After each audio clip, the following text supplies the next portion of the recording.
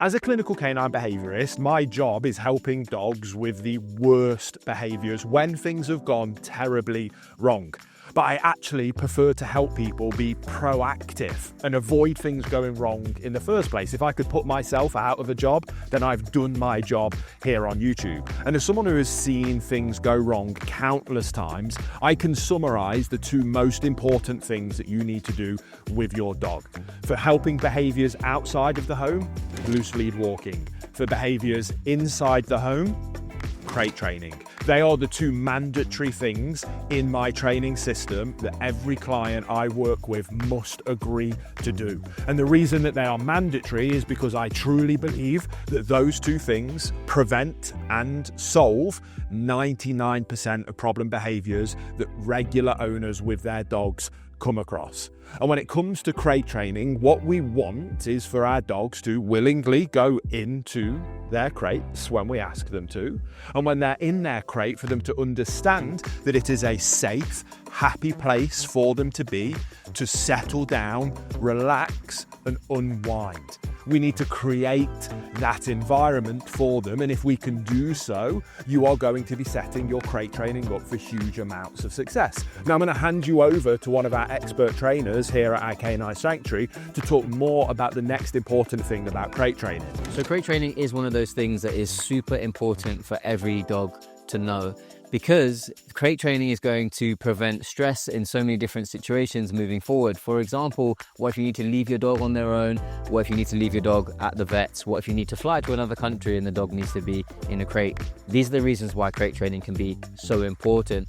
So to make that process super easy for so many dogs, it is really important to make sure that crate training happens as early as you possibly can.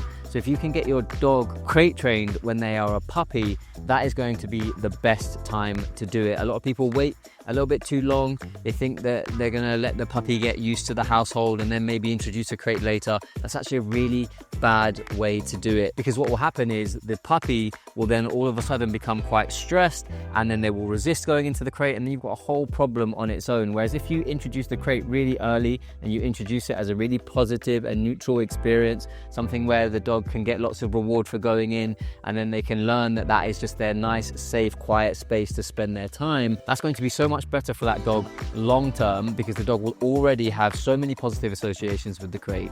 They will already have got to a point where they're super comfortable just chilling out and relaxing in the crate. And actually, more importantly than all of that is that when they are puppies and when they are really young, they're a lot more malleable. So puppies are going to be a lot more willing to go in. They might show you a little bit of like, oh no, I'm not too sure about that. But usually if you throw a toy or you throw a piece of food in there, most puppies are very inquisitive. They're going to just go in the crate naturally to explore, to get that food, to get that treat. And it's such an easy way to build a positive association to the crate. Now, I work every single day with people that understand that, if I could go back in time, I would have crate trained. I wish I'd have known that, or I wish I would have listened back then. And now my dog is older, they're displaying all of these problems, and I really want to crate train them, but I just can't get them to go in. They won't go in. And the reality is that we have to teach our dogs to want to go in and be happy to go in. Given the choice, would they rather be curled up on your lap than in the crate? Yes, they probably would. But the reality is that our dogs can't be curled up on our lap 24/7. Just like how our children can't be with us 24/7. It's our job as parents to be able to teach them independence and to learn to able to be alone when they need to be. It's a good life skill. It's exactly the same with dogs. But if they have become accustomed to not going in a crate, or more importantly, learning skills to prevent them from going in that work, they are going to display those skills or those behaviours, like refusing to go in, digging in their heels if they do go in the crate, crying, barking, whinging until you let them out. Oftentimes they are all learnt behaviours to avoid going in the crate, and it doesn't mean that they hate it, it just means that they have learnt that that gets them to do something else that they'd rather do instead. Now, if your dog is displaying some of those things, again, we work on this every single day. And Ben's going to give you a demonstration of one of the strategies that you can utilize to help get over this initial hurdle as quickly as possible. Now we're about to show you a real life example with Ben, our expert trainer, working with a dog at our sanctuary that does not like crates, and one of the ways in which we can go through that process. But obviously this is just a short YouTube video and there's only so much we can cover in the time that we have. So if you like this style of training and you want to learn more, that's exactly why we created our Perfect Canine Companion course. It is a bundle of all of our world famous courses that have literally helped thousands of people just like you with a variety of problem behaviors with their dog. It includes our crate training masterclass, so it takes you step by step through the whole process of perfect crate training, but it also includes our reactivity course, our pulling course, our obedience course, our leadership course, and so much more. And to thank you for supporting the channel here on YouTube, we have a special discount just for you guys if you click the link in the description box below. So if you want more information on how you can achieve your perfect canine companion and support the work that we do here at our sanctuary in the process, click that link, learn more. But let's go over now, see Ben working with a real life case of a dog that doesn't want to go in a crate. Right, so I've got Hugo with me at the moment, and one of the things that Hugo's not very good at is going into a crate. He doesn't really like it. He backs out of it. People have just been finding it a little bit hard to encourage him to get into a crate. So we're going to try and crate train him today. So first and foremost, what we're going to do is we're going to try and use a bit of food and just gentle encouragement to get into the crate. So just make sure that he wants to take this food that I have, which he doesn't. He's having a good sniff in there, good boy. Here you go, bud. Hugo taking food. So I'm just giving him some food right by the entrance of the crate. That's always a good place to start. And then what I'm going to slowly now try to do is just encourage him to go a little bit further in to get the treat. He's already sort of showing me that I think he's wise to this game. I think he's had this done with him before, and he's learned that actually he doesn't need to go in this crate. So now I'm just going to see if he'll go a little bit further in.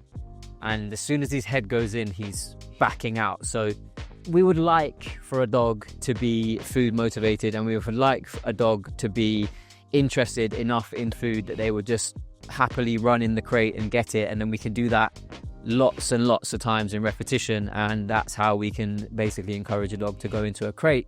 But on some occasions you are going to get dogs that are very much like Hugo, maybe dogs that have been already developed a negative association to a crate, maybe in their history, maybe in their past they've been shoved in a crate. With those dogs, we're going to have to do something a little bit different, and it's involved pressure basically. So now I'm going to use a little bit of pressure, and we're just on a slip lead. I've got it nice and low, so it's sort of sitting where a flat collar would sit, very close to his chest. So now what I'm going to do is I'm going to see if I can put a little bit of pressure on him to go into this crate, and what I'm probably going to get is a lot of this. So I'm just going to keep the pressure going in the direction that I want him to go in. There is good. Yeah, good boy. And now we're going to get food.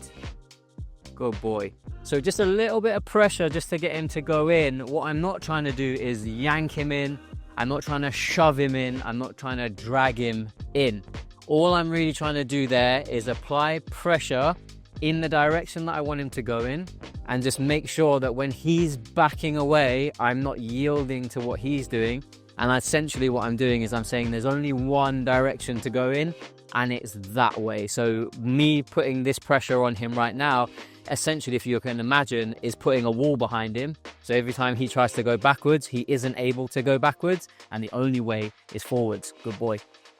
So sometimes we might just have to encourage a dog to get into a crate in that way. Sometimes we might just have to use a bit of pressure, because sometimes the nicey throwing food and sunshines and rainbow way doesn't really work. This way we can teach him the same behavior. We're now just using negative reinforcement paired with the positive reinforcement that he's getting when he goes in. Come on, in. Yeah, good lad. Good lad. So now what I want to do is I just want to like hold him in there. So I'm going to pop him in, and this time I'm just going to let him stay in there for a little bit. So what I'm going to do there is I'm going to block the door. Come on. Good. Now I'm just going to stand in front. I'm just going to block him so he can't come out, and just wait for him to stop trying to get out for a second. Shh. Good boy. Good boy. Yeah.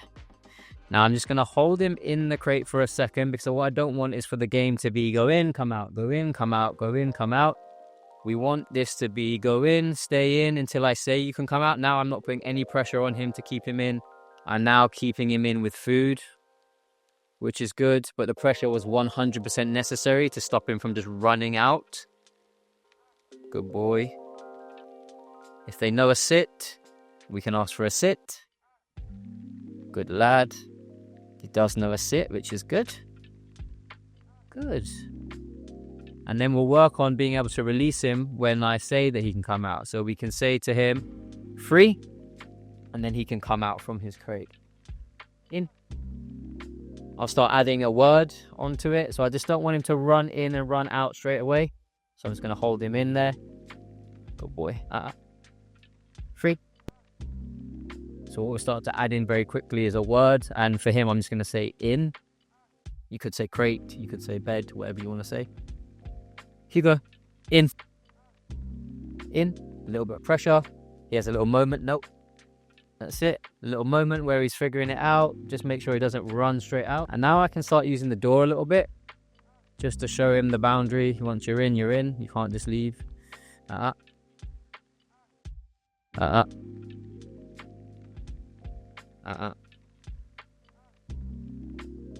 would like him to look at me here to ask for permission to leave. That would be nice. This is probably a dog that's never ever looked at anybody for any permission to leave.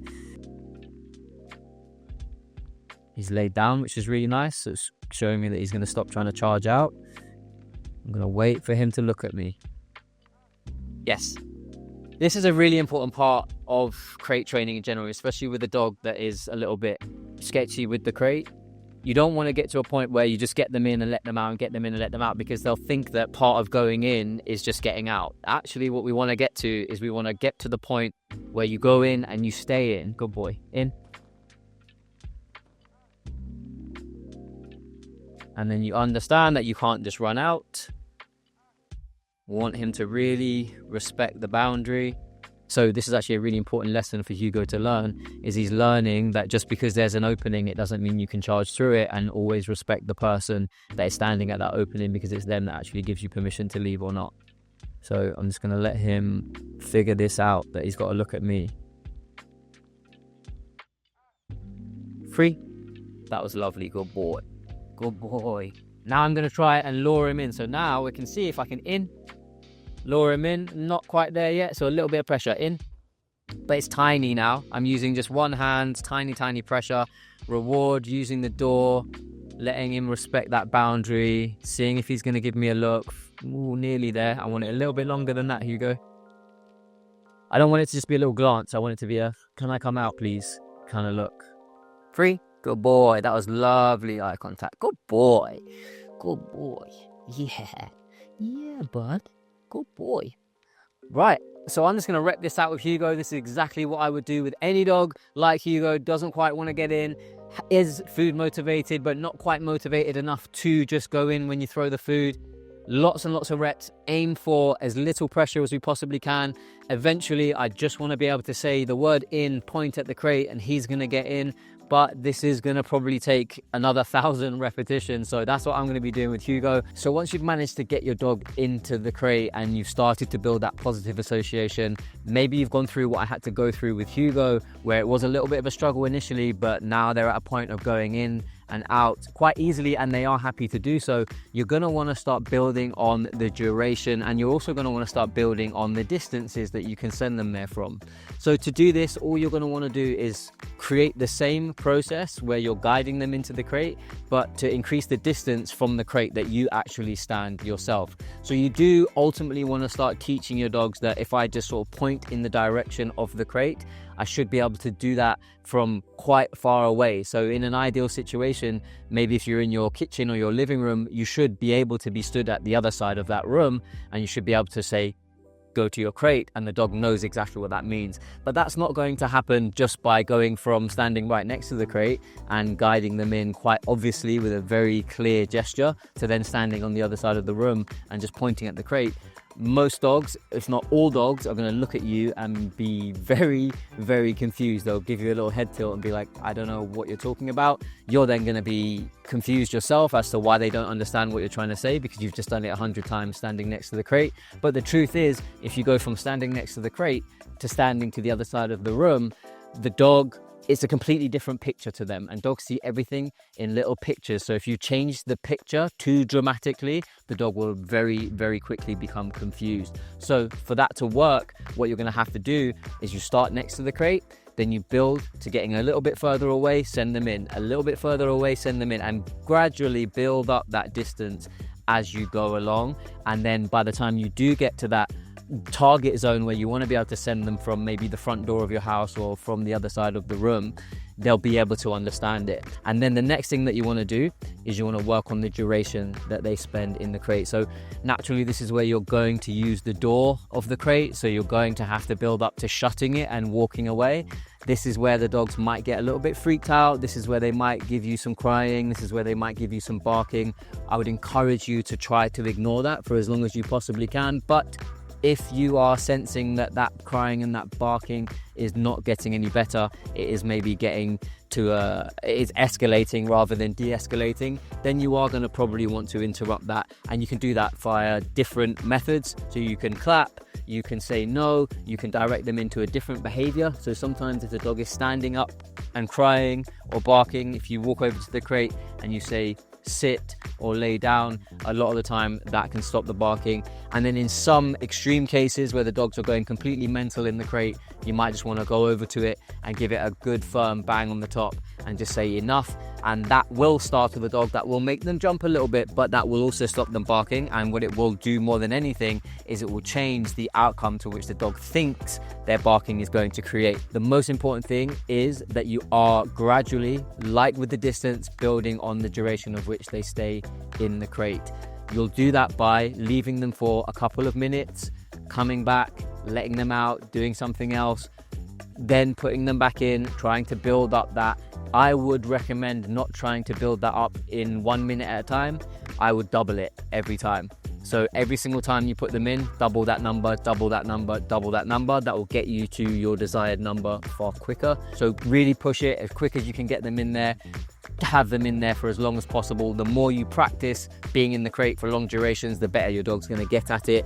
And that is ultimately how they're going to become the most comfortable, as if you are just making it a very normal part of the day where they go in there and they stay in there for longer periods of time, because that's what's most realistic, because you're probably going to want to leave your dog in the crate when you go to work or when you go shopping or whatever, and that's probably not going to be for 10 minutes. Now obviously, if you want your dog to be beautifully behaved in the home, there is a lot more to it than we can cover in a short YouTube video like this, but that's why we created our Perfect Canine Companion course. And that course is a bundle of all of our world famous courses that have helped thousands of people just like you go from a dog that is displaying certain behaviors they're not happy with through to their perfect canine companion. It includes our crate training masterclass, taking you step by step through exactly what you need to do to crate train your dog, but it also includes things like our reactivity course, our recall course, our leadership course, our obedience course, our daily drills course, and so much more. It is literally everything that you could ever need to have the dog